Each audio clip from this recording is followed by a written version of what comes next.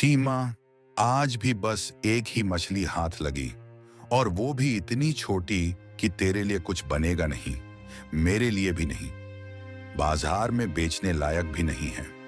आज तो इसी को पकाकर हम सब में बांट लेते हैं। रामू, तुझसे तो कुछ भी ढंग का नहीं होता। देख, पूरे गांव के मर्द सुबह से शाम तक मेहनत करते हैं।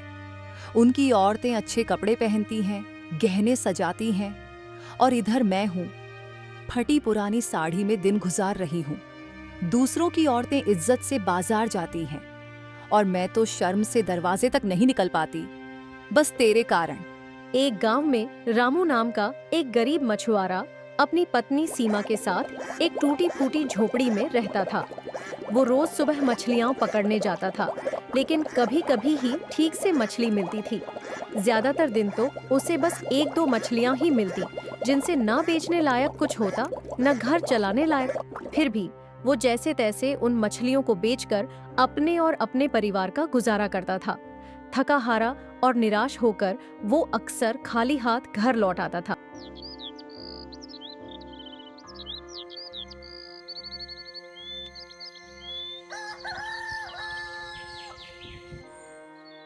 हे भगवान, आज फिर एक भी मछली नहीं फंसी। जाल से क्या बेचूंगा, क्या खाएंगे हम लोग, कुछ समझ नहीं आ रहा है। फिर सीमा भी ताना देगी, मैं तो थक गया हूं। एक दिन जब भूख से रामू का सिर चकरा रहा था, तभी उसके जाल में एक सुनहरी मछली फंसी। हे मछुआरे, मुझे छोड़ दो। मैं कोई साधारण मछली नहीं, मैं वनदेवी हूँ। जो भी मुझे आजाद करेगा, मैं उसकी 3 मनोकामनाएं पूरी कर दूंगी। क्या तू सच में कुछ भी दे सकती है? हाँ, पर सिर्फ 3 बार। फिर मैं लौटूंगी कभी नहीं। मैं समुंदर की गहराइयों में खो जाऊंगी, जहाँ इंसान का कोई निशान नहीं पहुंचता। सोच समझ कर बोलना, क्योंकि ये 3 मौके तुम्हें जिंदगी में सिर्फ एक बार मिलेंगे। रामू मछली को छोड़ देता है और घर आकर सीमा को सब कुछ बताता है। सीमा, आज तो बहुत बड़ा चमत्कार हो गया। मेरे जाल में एक जादुई मछली फंसी और उसने मुझे 3 वरदान मांगने का मौका दिया है। मुझे कुछ समझ नहीं आ रहा कि क्या करूं और क्या ना करूं। अरे, इसमें समझना क्या है और देरी क्यों? अगर ऐसा है तो मैं अभी के अभी मांगती हूँ। तुम जहाँ कहीं भी हो मछली, सुनो। मेरी पहली इच्छा है कि हमारा यह घर सुबह होते ही महल में बदल जाए।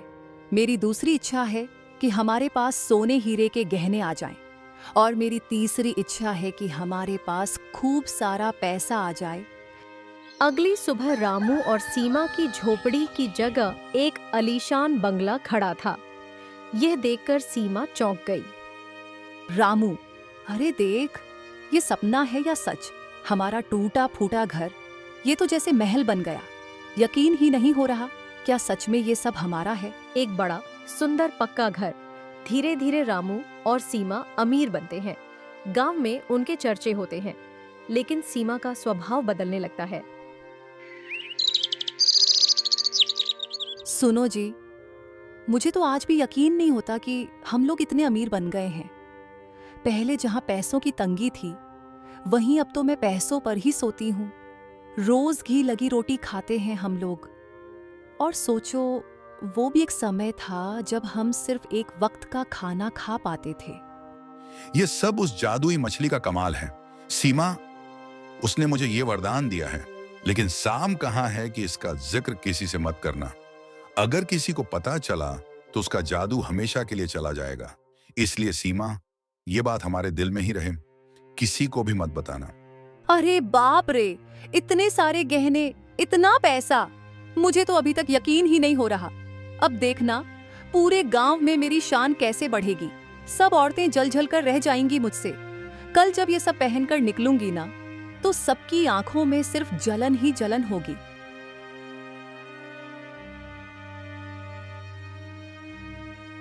अरे रेखा, तेरी ये साड़ी कितनी पुरानी है, और मेरी साड़ी देख, बनारसी है, एकदम महंगी। असली जरी का काम है इसमें। छोड़ो, क्या ही बोलना। यहाँ गांव की औरतों के लिए तो ऐसी साड़ी सिर्फ सपना ही है।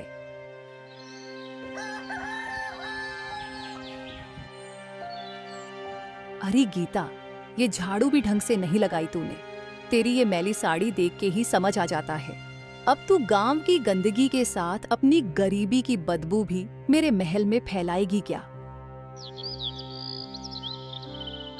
अरे ओ कविता, कब तक इस टूटी फूटी झोपड़ी में रहेगी तू? अरे भगवान, मुझे तो तुझ पर बड़ी दया आती है, लेकिन क्या करे, जैसी जिसकी किस्मत। चल, मैं तो चली अपने एसी वाले कमरे में, बाहर तो बड़ी गर्मी है। सीमा का घमंड दिन पर दिन बढ़ता ही जा रहा था। गांव की औरतें उससे अब परेशान हो चुकी थीं। वह हर किसी को नीचा दिखाने लगी थी। पैसों के घमंड में वह पूरी तरह छोटी सोच की हो गई थी। देख रही हो कविता, वो सीमा कितनी इतराती फिर रही है, हमें बार बार नीचा दिखा रही है, जबकि हमने तो कभी उसके साथ ऐसा व्यवहार नहीं किया। न जाने कैसे वो लोग रातों रात अमीर बन गए। अरे रेखा बहन, तुमको पता है, मैंने किसी के मुंह से सुना था कि उसके पति रामू को कोई जादुई मछली मिली थी। बस उसी मछली ने उनकी किस्मत पलट दी और रातों रात वो लोग अमीर बन गए। शायद इसी वजह से वो सीमा आजकल इतनी इतराती फिरती है और हमें हर बार नीचा दिखाने की कोशिश करती है। एक दिन गांव में सेठ की पत्नी आई। शहर की अमीरी और ठाट बाट उसके कपड़ों और गहनों में साफ झलक रहे थे। सुना है तू अपने आप को गांव की सबसे अमीर समझ बैठी है। अरे ये तो तेरा भ्रम है। तेरे उस मकान से अच्छा तो मेरे ड्राइवर का मकान है, और जो ये गहने पहने घूम रही है ना, 2 कौड़ी के हैं। मेरा देख, सब असली हीरे का काम है, बड़ी आई अमीरी झाड़ने वाली। पूरे गांव में बस बातें ही फेंकती फिरती हैं। तू शहर से है, इसीलिए घमंड कर रही है। पर देखना, एक दिन मैं तुझसे भी ज्यादा अमीर बनूंगी और तेरे जैसी को तो मैं अपने घर में नौकरानी रखूंगी। तू बस देखना। सीमा को उस दिन सेठ की पत्नी से जलन होने लगी। गांव की बाकी गरीब औरतें भी उससे बातें करने लगी और सीमा को पूरी तरह अनदेखा कर दिया। वह कोने में बैठी सब देखती रही, लेकिन किसी ने उसकी तरफ ध्यान तक नहीं दिया।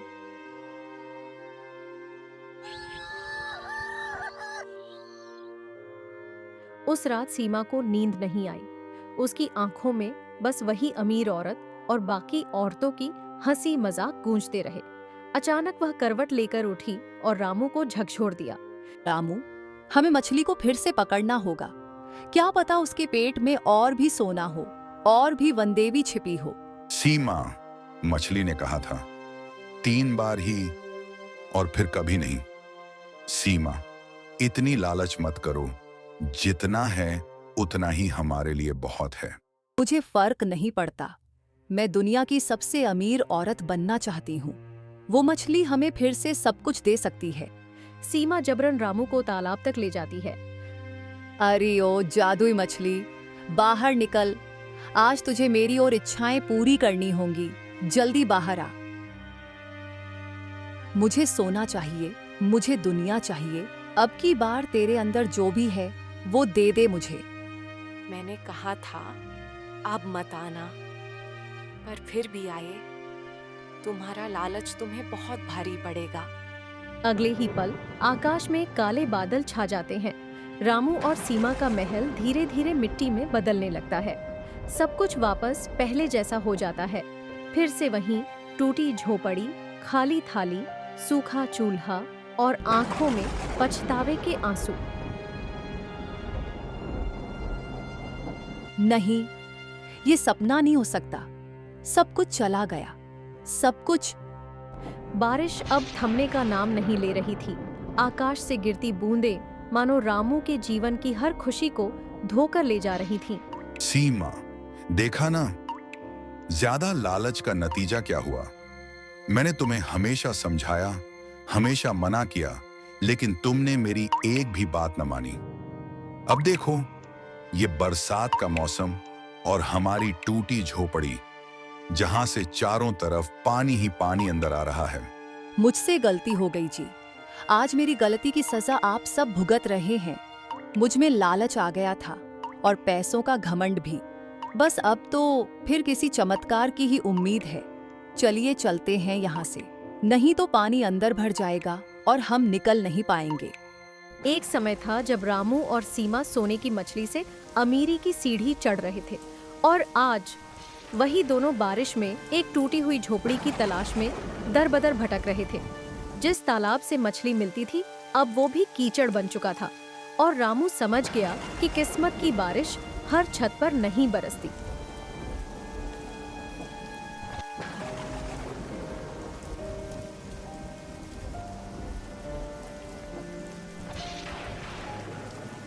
रामू, जब वो सोने की मछली मिली थी ना, मैंने सोचा था अब कभी भूखा नहीं सोएंगे। अब देख, न घर है, न खाना, न वो मछली बची। माँ, मुझे बहुत डर लग रहा है और ठंड भी लग रही है। हमारे पास कितना सुंदर घर था और आज हम लोग पेड़ के नीचे हैं। माँ, कुछ करो, जल्दी से घर जाना है मुझे। बच्चों, डरना मत। इन हालातों की जिम्मेदार सिर्फ मैं हूँ।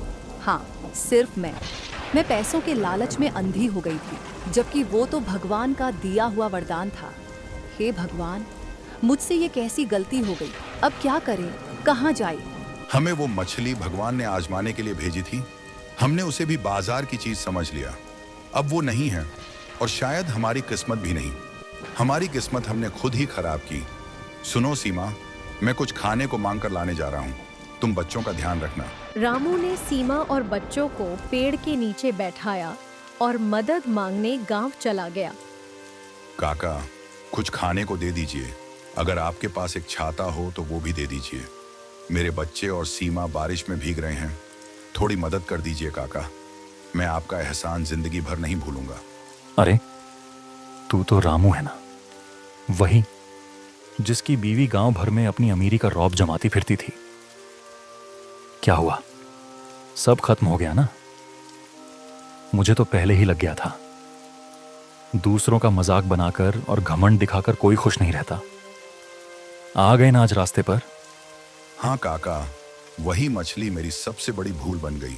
उसने हमें वरदान दिया, सब कुछ दिया, लेकिन हमने उसकी कदर नहीं की। आशीर्वाद को समझने के बजाय लालच में अंधे हो गए। सोचा था सोने के सिक्के कभी खत्म नहीं होंगे, खुशियां हमेशा रहेंगी। मगर सच यही है काका, इंसान जितना पाता है उतना और चाहता है, और यही लालच हमारी बर्बादी बन गया। अब न वरदान है, न सुख, बस पछतावा है। अच्छा छोड़, जो भी हुआ, मैं तेरी मदद नहीं कर पाऊंगा। मैं खुद तंगी में हूं। तू कहीं और जाकर देख ले। चल, मैं चलता हूं। रेखा बहन, थोड़ी मदद कर दो। हमारा घर टूट गया है, बच्चे भूखे हैं और ये बारिश भी तेज हो रही है। थोड़ी मदद करो। अरे रामू भैया, क्या मदद करूं मैं तो गरीब हूँ, फटी साड़ी पहनती हूँ। तुम्हारी बीवी की तरह बनारसी साड़ी तक नहीं है मेरे पास। मदद क्या खा करूंगी, मेरे पास कुछ नहीं है, और होता तो भी न करती। जाइए, कहीं और जाइए। रामू वापस लौट आया। सीमा, पूरे गांव में घूम लिया, सबने मदद करने से इनकार कर दिया। सब हमारी किस्मत पर हंस रहे थे, सिर्फ तेरे लालच और घमंड के कारण। अब चलो उस तालाब पर नाक रगड़कर उस जादुई मछली से माफी मांगेंगे, क्योंकि हमारे पास कोई रास्ता नहीं बचा।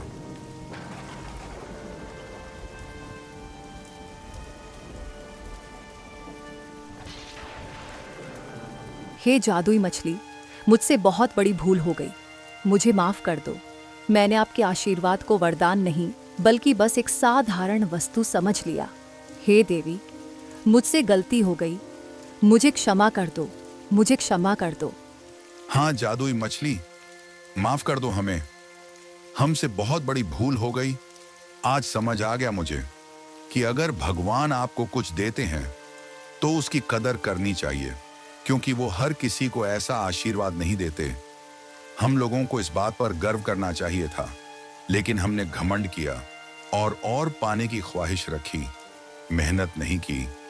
हमें माफ कर दीजिए और हमें उतना ही वापस दे दीजिए जितना हमने मेहनत से कमाया था।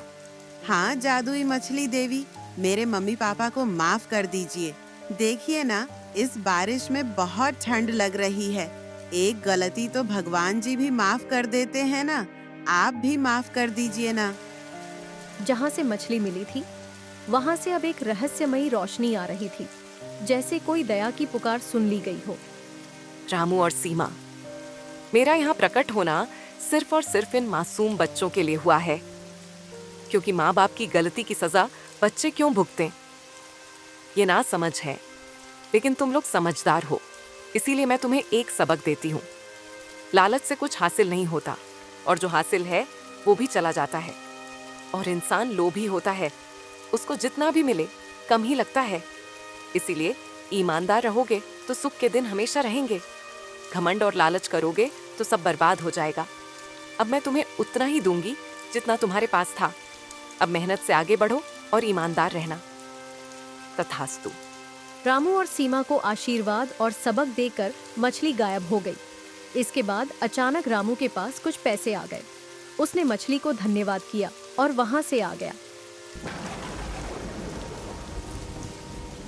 सीमा मछली देवी ने हमें दूसरा मौका दिया है, और अब हमें सिर्फ और सिर्फ अपनी मेहनत से सब हासिल करना है। जो कुछ भी हुआ वह सब एक सबक है, हमें याद दिलाने के लिए कि सच्ची सफलता केवल संघर्ष और परिश्रम से ही मिलती है। हाँ, आप बिल्कुल सही कह रहे हैं। मुझे भी समझ आ गया है कि इस दुनिया में कभी भी अपने अच्छे समय पर अभिमान नहीं करना चाहिए, क्योंकि समय कब राजा को रंग बना दे कोई नहीं जानता। इसलिए जितना है उतने में खुश और संतुष्ट रहना चाहिए, क्योंकि अगर लालच किया तो वह भी चला जाता है।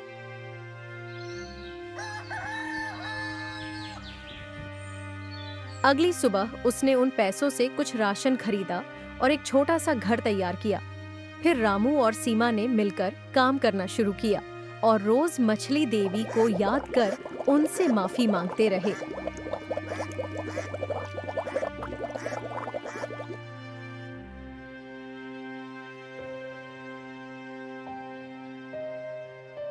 बहनों, मुझसे बहुत बड़ी गलती हो गई है, मुझे माफ कर दो। मैं घमंड में आ गई थी। असल में तो तुम लोग मुझसे अमीर हो और हमेशा रहोगी। मुझे माफ कर देना बहनों।